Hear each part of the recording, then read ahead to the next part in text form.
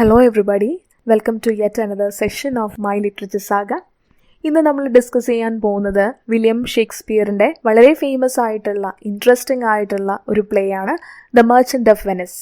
The merchant of വെനിസിലെ trial scene എന്ന് അറിയപ്പെടുന്ന ആക്ട് 4 സീൻ 1 ആണ് നമ്മൾ ഇന്ന് ഡിസ്കസ് ചെയ്യാൻ പോകുന്നത്. പക്ഷേ ഈ പ്ലേയുടെ ഒരു ഓവറോൾ സമ്മറി നമ്മളിതിൽ നൽകുന്നതാണ്. സ്പെഷ്യൽ ഫോക്കസ് ആക്ട് 4 സീൻ 1-നാണ്. പ്ലേയിലേക്ക് പോകുന്നതിന് മുന്നേ നമുക്ക് ഈ പ്ലേയുടെ ഒരു ബാക്ക്ഗ്രൗണ്ട് ഒന്ന് നോക്കാം.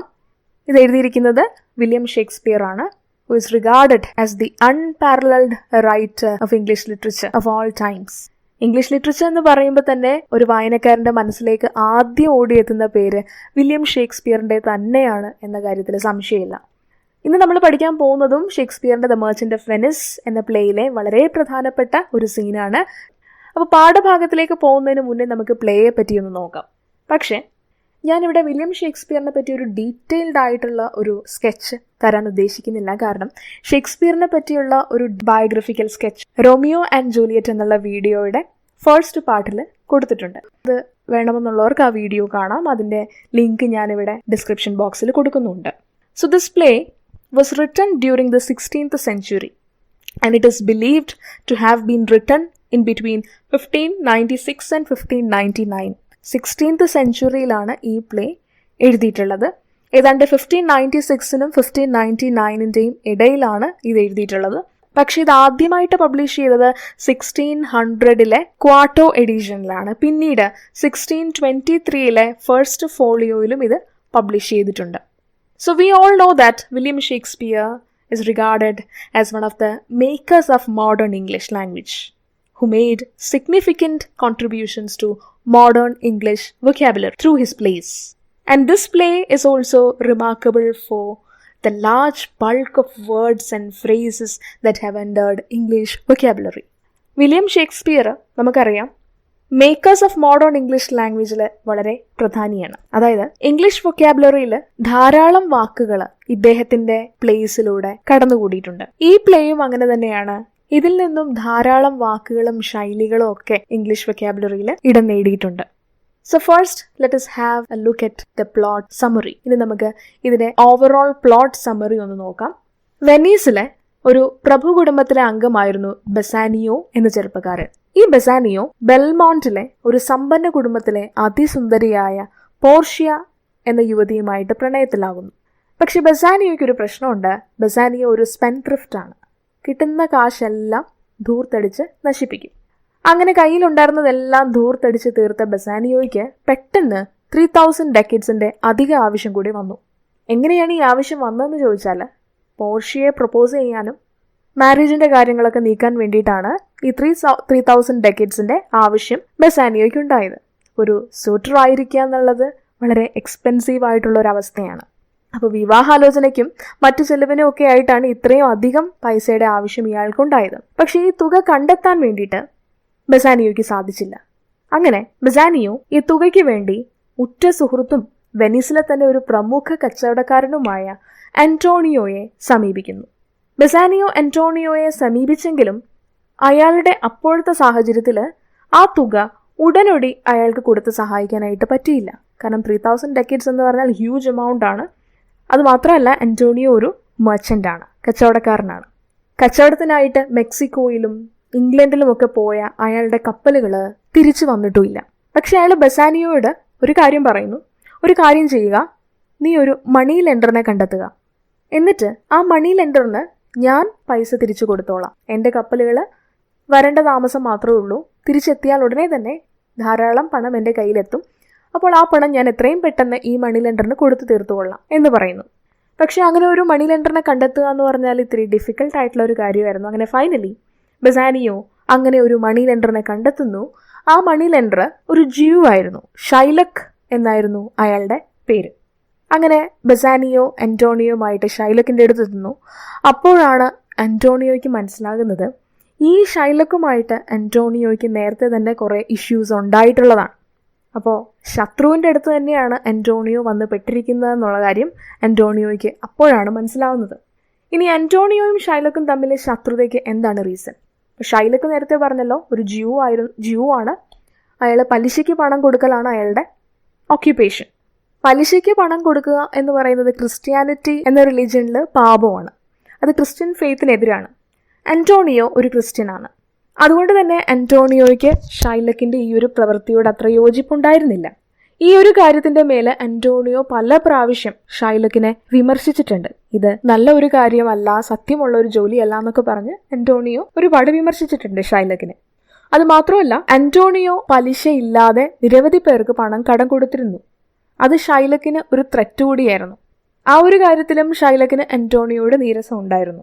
പലിശയില്ലാത്ത വായ്പ കൊടുത്തിരുന്ന അന്റോണിയോയോട് പലിശയ്ക്ക് വായ്പ കൊടുക്കുന്ന ഷൈലക്കിന് ഉണ്ടാകുന്ന ദേഷ്യം നമുക്ക് ഊഹിക്കാവുന്നതേ ഉള്ളൂ. ഇതുകൊണ്ട് തന്നെ കടം ചോദിച്ചെത്തിയ ബസാനിയോയ്ക്ക് കടം കൊടുക്കാൻ ഷൈലക്ക് ആദ്യം തയ്യാറാകുന്നില്ല. പക്ഷെ പിന്നീട് ഒരുപാട് ആലോചിച്ചതിന് ശേഷം ഷൈലക്ക് പറയുന്നു, ഓക്കെ, ഞാൻ റെഡിയാണ്, ഈ ഒരു കോൺട്രാക്ട് സൈൻ ചെയ്യാൻ ഞാൻ തയ്യാറാണ്, പക്ഷേ ഒരു കണ്ടീഷനുണ്ട്. ഇതിന് എനിക്ക് നീ ഇൻട്രസ്റ്റ് തരണ്ട, പലിശ തരണ്ട, പകരം ഈ തുക കോൺട്രാക്റ്റിൽ പറയുന്ന ദിവസത്തിന് മുന്നേ തന്നു തീർക്കാൻ അന്റോണിയോയ്ക്ക് സാധിച്ചില്ലെങ്കിൽ അതിന് പെനാൽറ്റി ആയിട്ട് ഞാൻ ഡിമാൻഡ് ചെയ്യുന്നത് അന്റോണിയോയുടെ ശരീരത്തിലെ 1 pound ഓഫ് ഫ്ലഷ് ആണ്. So if Antonio were unable to repay the sum at the specified date, Shylock could rightly claim a pound of flesh from Antonio's body. അന്റോണിയോയുടെ ശരീരത്തിൽ നിന്ന് 1 pound ഫ്ലഷ്, ഒരു തുണ്ട് മാംസം ഷൈലക്കിനുള്ളതാണ്. ഇതായിരുന്നു കോൺട്രാക്ട്. ഇത് കേട്ട ബസാനിയോയ്ക്ക് ഈ കോൺട്രാക്ട് വളരെ സ്ട്രേഞ്ച് ആയിട്ട് തോന്നി. അത് മാത്രമല്ല, അത് അംഗീകരിക്കാൻ ബസാനിയോയ്ക്ക് കുറച്ച് ബുദ്ധിമുട്ടുണ്ടായിരുന്നു. ബസാനിയോ പറഞ്ഞു, ഇയാളിൽ നിന്ന് നമുക്ക് പണം വേണ്ട, നമുക്ക് തിരിച്ചു പോകാമെന്ന് പറയുന്നു. പക്ഷേ അന്റോണിയോ ബസാനിയോയെ തിരിച്ചു വിളിക്കുന്നു. അന്റോണിയോ ആ ഉടമ്പടി ഒപ്പുവെക്കാൻ തയ്യാറാകുകയും ചെയ്യുന്നു. അന്റോണിയോ അതിന് റീസൺ ആയിട്ട് പറയുന്നത്, ഒരു മണി ലെൻഡർ ആയിരുന്നിട്ട് പോലും പലിശയില്ലാതെ കടം കൊടുക്കാനായിട്ട് ഷൈലക്ക് കാണിച്ച ആ ഒരു മനോഭാവം വളരെ നല്ലതാണ്. അതുകൊണ്ട് തന്നെ മറ്റൊന്നും ആലോചിക്കേണ്ട കാര്യമില്ല, ഈ കോൺട്രാക്ട് സൈൻ ചെയ്യാം. ഈ കോൺട്രാക്ട് സൈൻ ചെയ്യുമ്പോഴും അന്റോണിയോ വിചാരിക്കുന്നത് ഉറപ്പായും അന്റോണിയോയുടെ കപ്പലുകൾ ഉടനെ തന്നെ തിരിച്ചെത്തും, പെട്ടെന്ന് തന്നെ ഈ പണം തിരിച്ച് ഷൈലക്കിനെ ഏൽപ്പിക്കുകയും ചെയ്യാം എന്നുള്ളൊരു പ്രതീക്ഷയിലാണ് ഈ ഉടമ്പടി ഒപ്പുവെക്കുന്നത്. അങ്ങനെ കോൺട്രാക്ട് സൈൻ ചെയ്തു. ബസാനിയോ പോർഷ്യയെ മീറ്റ് ചെയ്യാൻ വേണ്ടിയിട്ട് ബെൽമോണ്ടിലേക്ക് തിരിച്ചു പോകുന്നു. പക്ഷേ വെനീസിലെ കാര്യങ്ങളെല്ലാം തകിടം മറിയുന്നു. അന്റോണിയോയുടെ കപ്പലുകൾ തിരിച്ചെത്തുന്നില്ല. അതുമാത്രമല്ല, അന്റോണിയോയുടെ കപ്പലുകൾ കടലിൽ അപകടത്തിൽപ്പെട്ടു എന്നുള്ളൊരു വാർത്ത എത്തുകയും ചെയ്യുന്നു. ഇത് കേട്ട ഷൈലക്ക് ഈ അവസരം മുതലെടുത്തുകൊണ്ട് അന്റോണിയോയെ വെനീസിലെ ഡ്യൂക്കിന്റെ കോർട്ടിന് മുമ്പാകെ ഹാജരാക്കാൻ തീരുമാനിക്കുന്നു. ഇനി ഷൈലോക്കിന് ആന്റോണിയോടുള്ള ദേഷ്യത്തിന് മറ്റൊരു സൈഡ് കൂടിയുണ്ട്. ആന്റോണിയോ ഒരു ക്രിസ്ത്യനാണ് എന്നുള്ളതാണ് ആ കാര്യം. ജ്യൂ ആയ ഷൈലക്കിന് ക്രിസ്ത്യൻസിനോട് പൊതുവെ ഒരു വൈരാഗ്യമുണ്ട്. അതിന് റീസണും ഉണ്ട്. ഷൈലക്കിന് ഒരു മകളുണ്ടായിരുന്നു, ജെസിക്ക എന്നായിരുന്നു അവളുടെ പേര്. ജെസിക്ക ഒരു ക്രിസ്ത്യനായ ലോറൻസോയുടെ കൂടെ ഒളിച്ചോടി പോകുന്നു. ക്രിസ്ത്യാനിറ്റിയിലേക്ക് കൺവേർട്ടഡ് ആകുകയും ചെയ്യുന്നു. പോയപ്പോൾ ഷൈലക്കിന്റെ സമ്പത്തിന്റെ നല്ലൊരു ഭാഗം അവള് കൊണ്ടുപോവുകയും ചെയ്തു. അതുകൊണ്ട് ഷൈലക്കിന് ക്രിസ്ത്യൻസിനോടും വൈരാഗ്യമുണ്ട്. അപ്പോഴാണ് ഒരു ക്രിസ്ത്യനായ അന്റോണിയോയെ കയ്യിൽ കിട്ടിയിരിക്കുന്നത്. അതുകൊണ്ട് ഷൈലക്ക് തീരുമാനിക്കുന്നു അന്റോണിയോയെ ഒരു ട്രയലിന് വേണ്ടിയിട്ട്, വിചാരണയ്ക്ക് വേണ്ടിയിട്ട് വെനീസിലെ ഡ്യൂക്കിന്റെ കോർട്ട് മുമ്പാകെ ഹാജരാക്കുന്നു. ഇതിനിടയിൽ ബെൽമോണ്ടിലേക്ക് പോയ ബസാനിയോയ്ക്ക് ഇവിടുത്തെ കാര്യങ്ങളൊക്കെ കാണിച്ചുകൊണ്ടുള്ള ഒരു ലെറ്റർ കിട്ടുന്നു. ഈ സമയം കൊണ്ട് ബസാനിയോ പോർഷ്യയെ മാരി ചെയ്തിരുന്നു. അത് മാത്രമല്ല, പോർഷ്യയ്ക്ക് ഒരു തോഴി ഉണ്ടായിരുന്നു, നെരീസ എന്നാണ് പേര്. നെരീസ ബസാനിയോയുടെ ഫ്രണ്ടായ ഗ്രേഷ്യാനോയെ മാരി ചെയ്യുന്നു. ലെറ്റർ കിട്ടിയ ഉടനെ തന്നെ ബസാനിയോയും ഗ്രേഷ്യാനോയും വെനീസിലേക്ക് തിരിച്ചു പോകാൻ തീരുമാനിക്കുന്നു. പക്ഷേ ഈ ലെറ്റർ കിട്ടിയ കാര്യം അറിഞ്ഞ പോർഷ്യയുടെ കസിനായ ബെലാരിയോ എന്നുള്ള ഫേമസ് ലോയറിന്റെ സഹായം അഭ്യർത്ഥിക്കുന്നുണ്ട്. പക്ഷെ പോർഷ്യ ഇത് വളരെ സീക്രട്ട് ആക്കി വെക്കുകയാണ്. പോർഷ്യ വളരെ വൈസായിട്ടുള്ള, ഇന്റലിജന്റ് ആയിട്ടുള്ള ഒരു ലേഡിയാണ്.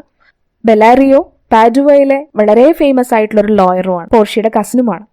അങ്ങനെ പോർഷ്യ ബെൽത്താസർ എന്ന പേരുള്ള പോർഷ്യയുടെ ഒരു സെർവന്റിനെ ബെലാരിയോയെ കൺസൾട്ട് ചെയ്യാൻ വേണ്ടിയിട്ട് അയക്കുന്നു.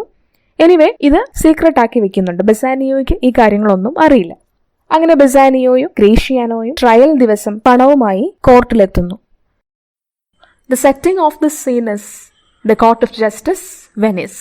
വെനീസിലെ ഡ്യൂക്കിന്റെ കോർട്ടാണ് ഈ സീനിന്റെ സെറ്റിംഗ് ആയിട്ട് വന്നിരിക്കുന്നത്. അവിടെയാണ് അന്റോണിയോയുടെ കേസ് കൊണ്ടുവന്നിരിക്കുന്നത്. So in the beginning of the scene itself, the Duke expresses his pity for Antonio and criticizes the Jewish moneylender Shylock, who is so determined to take his pound of Antonio's flesh despite Bassanio's offer of double the amount. തുടക്കത്തിൽ തന്നെ Duke ഷൈലക്കിന്റെ ആ ഒരു Jewish ഹാർട്ടിനെ criticise ചെയ്യുന്നുണ്ട്.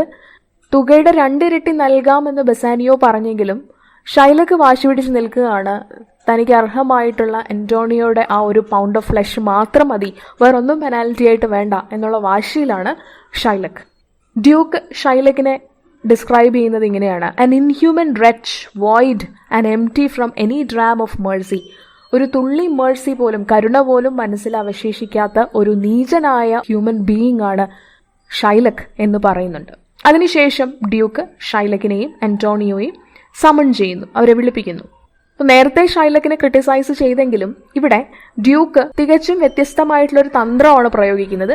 Shylock വരുമ്പോൾ തന്നെ ഷൈലക്കിനെ പുകഴ്ത്തി സംസാരിക്കാനുള്ളൊരു ശ്രമം Duke നടത്തുന്നുണ്ട്. The Duke tries to pacify Shylock by addressing him, the one who is pretending to be cruel.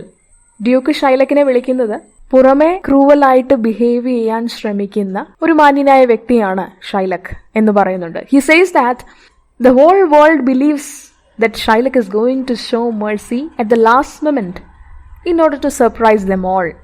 Duke പറയുന്നത്, ഞങ്ങൾ ഇപ്പോഴും വിശ്വസിക്കുന്നത് അവസാന നിമിഷം ഞങ്ങളെ എല്ലാവരെയും അത്ഭുതപ്പെടുത്തിക്കൊണ്ട് തന്നെ ഇതിനൊരു നല്ല ഒരു എൻഡിങ് ഷൈലക്ക് തന്നെ നിർദ്ദേശിക്കുമെന്നാണ് ഞങ്ങൾ പ്രതീക്ഷിക്കുന്നത്.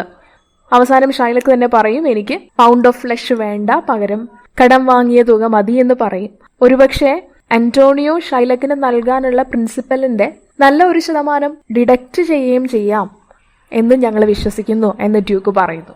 So though you are here to collect a pound of Antonio's flesh, we do strongly believe that you will not only let the matter go, but also deduct some portion of the principal he owes you.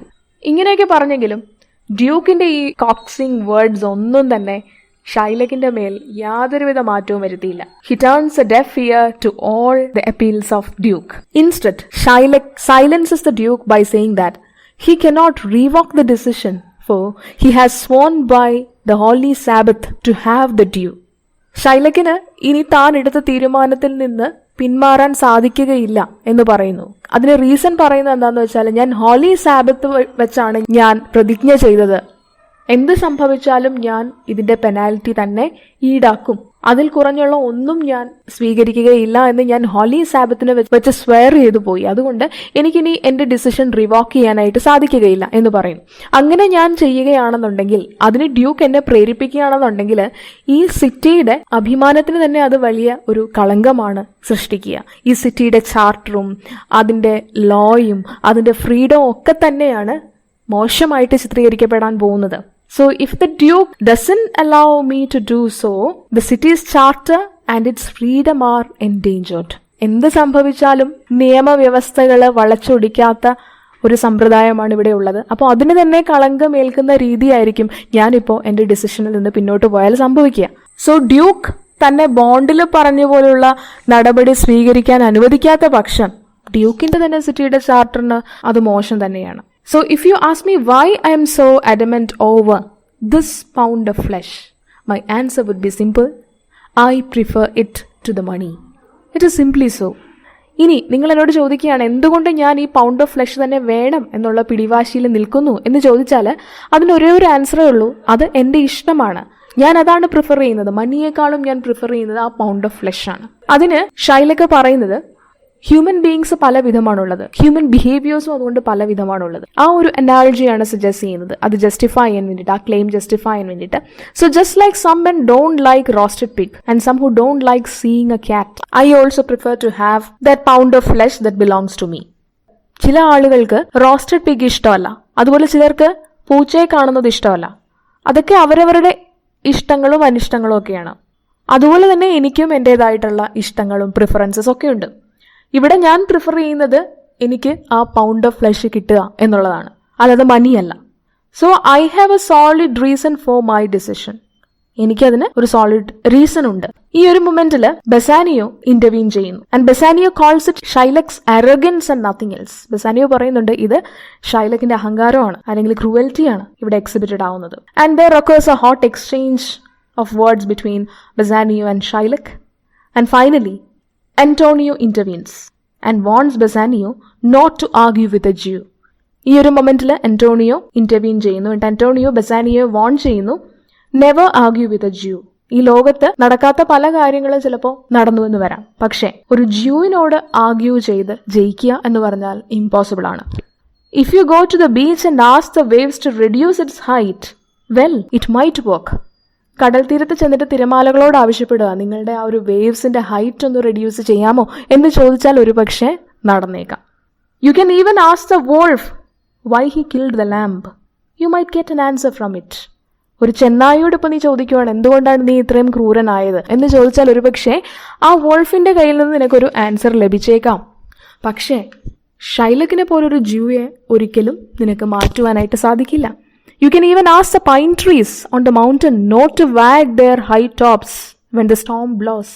കൊടുങ്കാറ്റ് വീശുമ്പോൾ കുന്നിൻ്റെ മുകളിലുള്ള pine മരങ്ങളോട് നിനക്ക് വേണമെങ്കിൽ ആവശ്യപ്പെടാം, അതിൻ്റെ മരക്കൊമ്പുകൾ ആ സ്റ്റോമിൻ്റെ ഒപ്പം വാഗ് ചെയ്യാതിരിക്കുക, വീശാതിരിക്കുക എന്ന് പറഞ്ഞാൽ ഒരുപക്ഷെ അവർ അനുസരിച്ചേക്കാം. But you cannot change this man for he is a Jew. പക്ഷെ ഷൈലക്കിനെ നിനക്ക് മാറ്റാൻ സാധിക്കില്ല, കാരണം ഷൈലക്ക് ഒരു ജ്യൂ ആണ്. So to soften his Jewish heart would be the hardest thing ever imaginable. ഇവിടെയൊക്കെ വില്യം ഷേക്സ്പിയറിന്റെ ആ ഒരു ഇമാജിനേഷന്റെ ഹൈറ്റ് വളരെ എക്സ്പ്ലിസിറ്റ് ആണ്. ഈ ഒരു പോയിന്റിൽ ബസാനിയോ മറ്റൊരു ഓഫർ ഷൈലക്കിന്റെ മുന്നിൽ വെക്കുന്നു. I am ready to give you twice the amount that Antonio hose.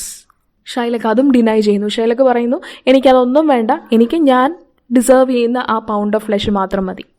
അപ്പോൾ ഡ്യൂക്ക് ചോദിക്കുന്നുണ്ട്, how can you hope for mercy from others when you don't give it to anyone. ഷൈലക്കിന് എങ്ങനെയാണ് മറ്റുള്ളവരിൽ നിന്ന് കരുണയുടെ ഒരു അംശം പ്രതീക്ഷിക്കാൻ പറ്റുക, നീ അത് മറ്റാർക്കും കൊടുക്കാതിരിക്കുന്ന പക്ഷം? നീ ആരോടും മേഴ്സിഫുൾ ആയിട്ട് പെരുമാറുന്നില്ല. അപ്പോൾ ജീവിതത്തിലെ ഏതെങ്കിലും ഒരു ഘട്ടത്തിൽ മറ്റൊരാളിൽ നിന്ന് നിനക്ക് എപ്പോഴെങ്കിലും മേഴ്സി ലഭിക്കും എന്ന് നിനക്ക് എങ്ങനെയാണ് പ്രതീക്ഷിക്കാൻ സാധിക്കുക? അതിന് ഷൈലക്ക് കൊടുക്കുന്ന മറുപടി ഇതാണ്, I am not afraid of your judgement. ഞാൻ ഡ്യൂക്കിന്റെ ജഡ്ജ്മെന്റ് ഒട്ടും തന്നെ ഭയക്കുന്നില്ല, കാരണം ഞാൻ തെറ്റായിട്ടൊന്നും ചെയ്തിട്ടില്ല.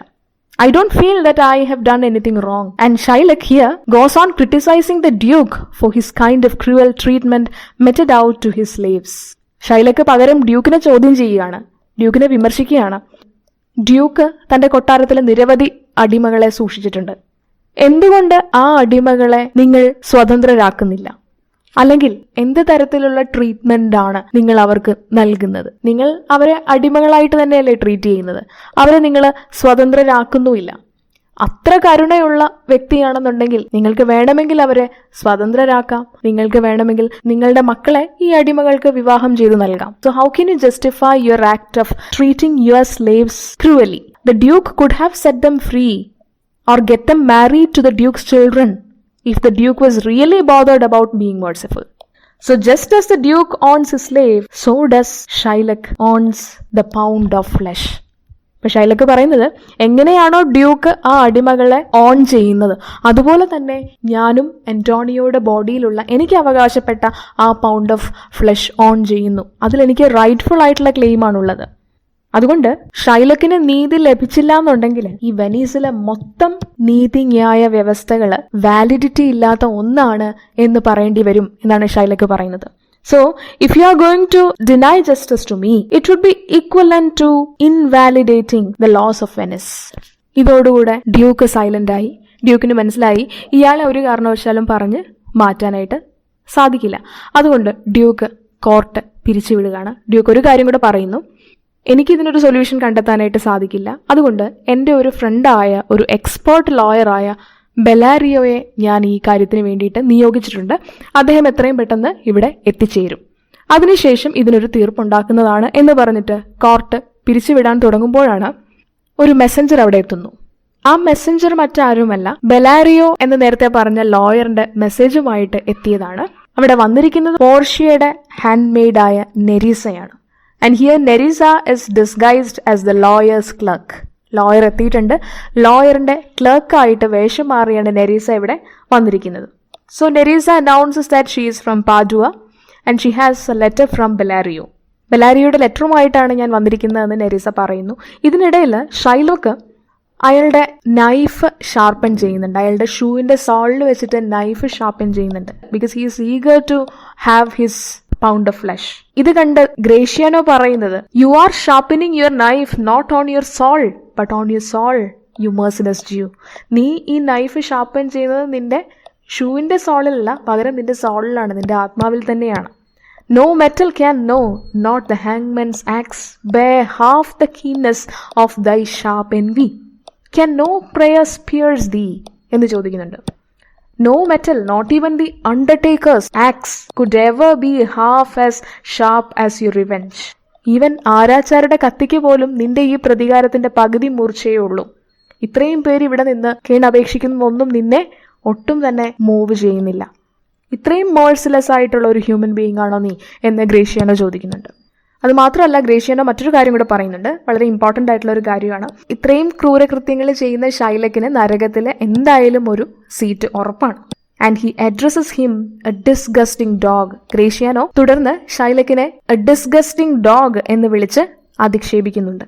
എന്നിട്ട് ഗ്രേഷ്യാനോ പറയുന്നു, ഞാനൊരു ക്രിസ്ത്യൻ ബിലീവറാണ്, എങ്കിലും നിന്നെ പോലെയുള്ളവരുടെ പ്രവൃത്തി കാണുമ്പോൾ എനിക്ക് പൈതഗോറസിന്റെ സ്റ്റേറ്റ്മെന്റ് ആണ് ഓർമ്മ വരുന്നത്. ആ സ്റ്റേറ്റ്മെന്റ് ശരിവെക്കാനാണ് എനിക്ക് തോന്നുന്നത്. ഒരു ക്രിസ്ത്യൻ ആയിരിക്കെ, ഒരു ക്രിസ്ത്യൻ ബിലീവർ ആയിരിക്കെ എൻ്റെ വിശ്വാസത്തിനെതിരാണ് ഇതുപോലുള്ള സ്റ്റേറ്റ്മെന്റ്സ് ബിലീവ് ചെയ്യുക അല്ലെങ്കിൽ അപ്ഹോൾഡ് ചെയ്യുക എന്നുള്ളത്. പക്ഷേ ഞാനിവിടെ നിർബന്ധിതനാവുകയാണ് ഇതുപോലുള്ള കാര്യങ്ങളിൽ വിശ്വസിച്ച് പോകാൻ.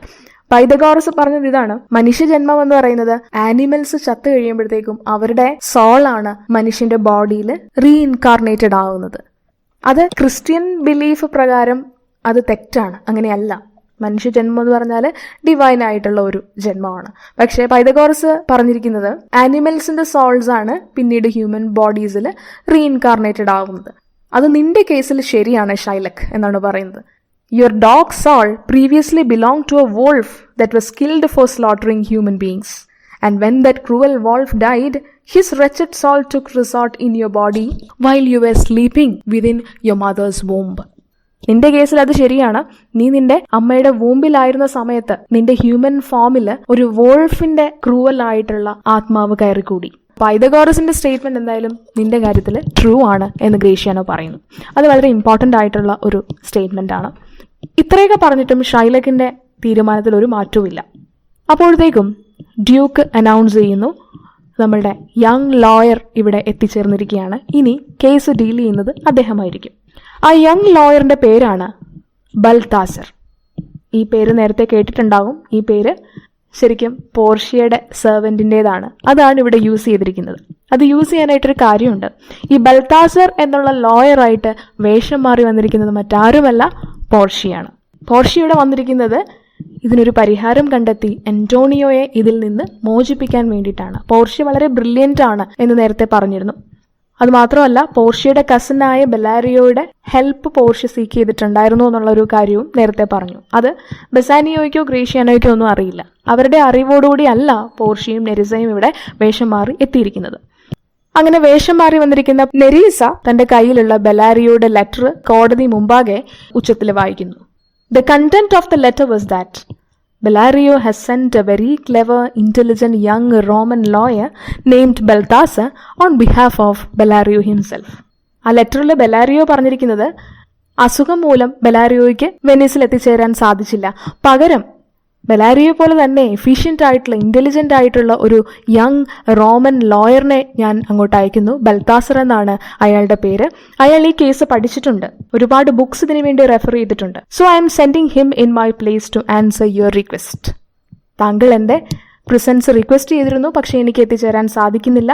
അതുകൊണ്ട് ഞാൻ എനിക്ക് വേണ്ടിയിട്ട് പകരമായിട്ട് ബൽത്താസറിനെ അയക്കുന്നു. Please don't under estimate such A mature person for he is young. അതോടൊപ്പം തന്നെ ബെലാരിയോ മറ്റൊരു കാര്യം കൂടെ ആ ലെറ്ററിൽ പറയുന്നുണ്ട്. കാഴ്ചയിൽ അയാൾ വളരെ യങ് ആയിട്ട് തോന്നും, പക്ഷേ ഒരു കാരണവശാലും അങ്ങനെ അയാളെ അണ്ടർ എസ്റ്റിമേറ്റ് ചെയ്യരുത്. ഇൻഎക്സ്പീരിയൻസ്ഡ് ആണെന്ന് ഒരിക്കലും വിചാരിക്കരുത്. അയാൾ എഫിഷ്യൻ്റ് ആണ്, ഇൻ്റലിജൻ്റ് ആണ്, എക്സ്പീരിയൻസ്ഡ് ആണ്, വളരെ മെച്യൂർ ആണ് ഇതുപോലുള്ള ഡിസിഷൻസ് എടുക്കുന്ന കാര്യത്തിൽ. അതുകൊണ്ട് കാഴ്ചയിൽ അയാൾ യങ് ആയിട്ട് അപ്പിയർ ചെയ്യുന്നു എന്ന് കരുതി അയാൾ എഫിഷ്യൻ്റ് അല്ല എന്നൊരു ധാരണയിൽ എത്തിച്ചേരരുത് എന്നുള്ളൊരു റിക്വസ്റ്റും കൂടെ ബെലാരിയോ ആ ലെറ്ററിൽ പറയുന്നുണ്ട്. So finally Balthazar makes his appearance. അപ്പോൾ ബൽത്താസറിന്റെ വേഷത്തിൽ പോർഷ്യ കോർട്ടിന്റെ മുമ്പാകെ പ്രത്യക്ഷപ്പെടുന്നു.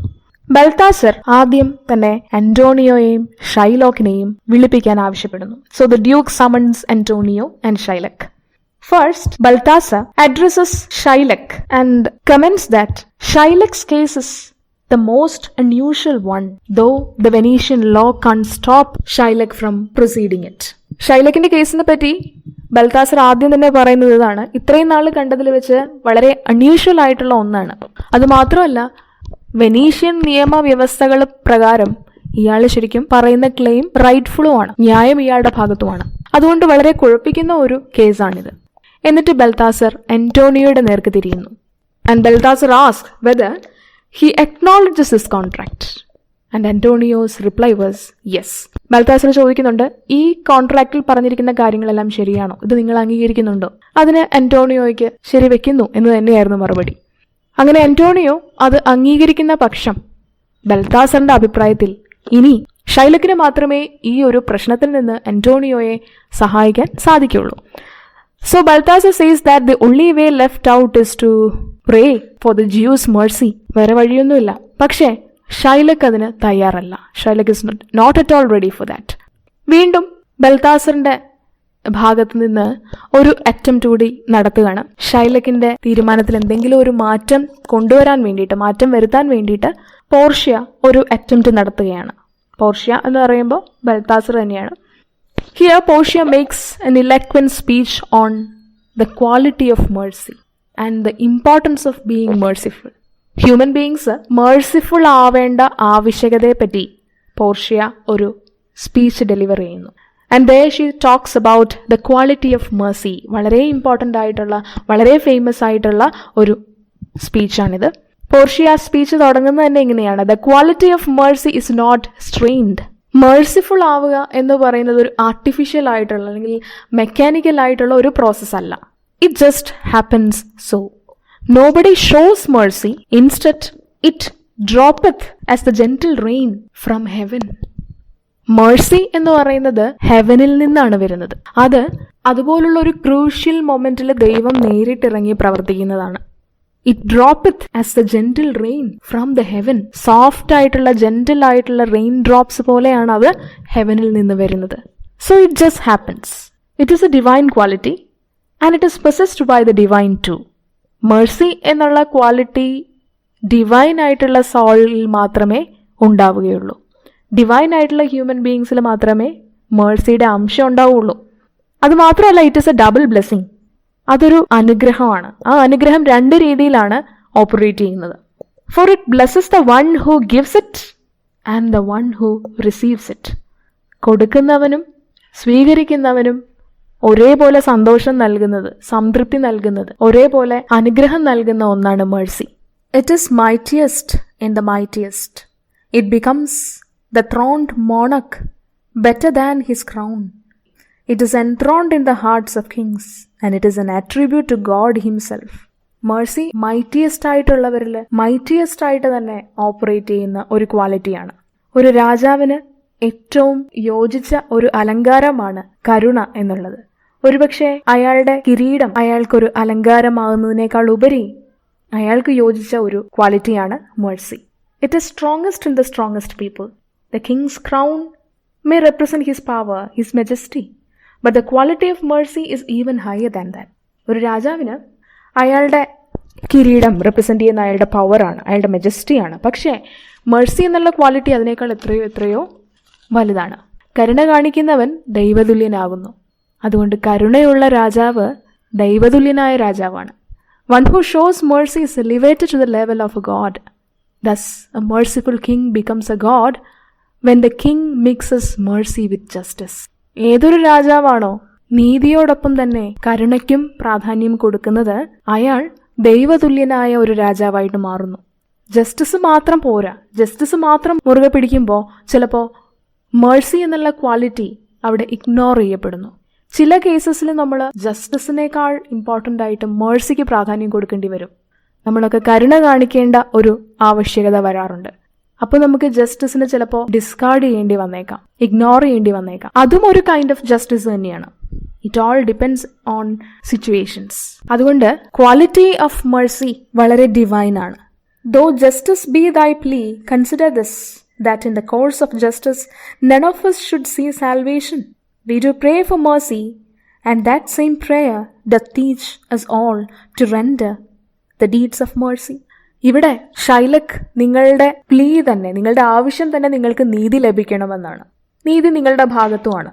പക്ഷെ ഒരു കാര്യം നിങ്ങൾ ഓർക്കണം, it is not justice but mercy that is going to help your soul achieve salvation. ചില സാഹചര്യങ്ങളിൽ ജസ്റ്റിസിനേക്കാൾ ഇമ്പോർട്ടൻസ് നമ്മൾ മേഴ്സിഫുൾ ആകുക എന്നുള്ളൊരു കാര്യത്തിനാണ് ഇമ്പോർട്ടൻസ് കൊടുക്കേണ്ടത്. അൾട്ടിമേറ്റ്ലി നിങ്ങളുടെ സോളിന് സാൽവേഷൻ കിട്ടണമെന്നുണ്ടെങ്കിൽ, മോക്ഷം കിട്ടണമെന്നുണ്ടെങ്കിൽ നിങ്ങൾ മേഴ്സിഫുൾ ആയിരിക്കണം. അല്ലാതെ ജസ്റ്റിസ് അല്ല നിങ്ങൾക്ക് ആ ഒരു സാൽവേഷൻ നേടിത്തരാൻ പോകുന്നത്, പകരം മേഴ്സി എന്നുള്ള ക്വാളിറ്റിയാണ്. So justice shall not help you achieve fame or renown during your life on earth, but if your soul is to achieve salvation you should confirm to mercy. ഈ ഭൂമിയിൽ നിങ്ങളുടെ ലൈഫിൽ നിങ്ങൾക്ക് ജസ്റ്റിസ് ചിലപ്പോൾ നിങ്ങൾക്ക് ഫെയിമും സാറ്റിസ്ഫാക്ഷനും ഒക്കെ നേടി തന്നേക്കാം. പക്ഷേ അത് നിങ്ങളെ പാപിയാക്കി മാറ്റരുത്, അത് നിങ്ങളെ പാപത്തിലേക്ക് നയിക്കരുത്. അൾട്ടിമേറ്റ്ലി നിങ്ങളുടെ സോളിന് സാൽവേഷൻ ലഭിക്കണമെന്നുണ്ടെങ്കിൽ നിങ്ങൾ കരുണയുള്ളവനായിരിക്കണം എന്ന് പോർഷ്യ പറയുന്നു. So you have to give up the case and if you pursue it according to Venetian code of justice we will be forced to carry out the sentence against this poor merchant. അതുകൊണ്ട് ഞങ്ങളുടെ ഒരു request എന്ന് പറഞ്ഞാൽ നിങ്ങൾ ഈ case വിടണം. നിങ്ങൾക്ക് മാത്രമേ എന്തെങ്കിലും ചെയ്യാനായിട്ട് സാധിക്കൂ ഇയാളെ രക്ഷിക്കാനായിട്ട്. ഇനി നിങ്ങൾക്ക് ജസ്റ്റിസ് കിട്ടിയേ പറ്റുകയുള്ളൂ, നീതി ലഭിച്ചേ പറ്റുകയുള്ളൂ എന്ന് പറഞ്ഞാൽ വെനീസിലെ കോഡ് ഓഫ് ജസ്റ്റിസ് പ്രകാരം നീതി ആർക്കും നിഷേധിക്കപ്പെടുകയില്ല. അതുകൊണ്ട് ഈ മെർച്ചന്റിനെതിരെ തന്നെ ഞങ്ങൾക്ക് നീങ്ങേണ്ടതായിട്ട് വരും. അത് പക്ഷേ നിരപരാധിയായ അയാളെ ശിക്ഷിക്കുന്നതിനോട് തുല്യമാണ്. സോ നിങ്ങളിതിൽ നിന്ന് പിന്മാറണമെന്ന് തന്നെയാണ് ഞങ്ങളുടെ എല്ലാവരുടെയും അഭിപ്രായം എന്ന് പോർഷ്യ പറയുന്നു. ഇത്രയൊക്കെ പറഞ്ഞിട്ടും ഷൈലക്കിൽ മാറ്റമൊന്നും ഉണ്ടായിട്ടില്ല. Shylock remains unmoved even after Portia's eloquent speech on the importance of being merciful. So that is all about the first part. So stay tuned for the next session. ഇതിൻ്റെ അടുത്ത ഭാഗം നമ്മൾ മറ്റൊരു വീഡിയോയിൽ ചെയ്യുന്നതായിരിക്കും. So thank you for listening and watching.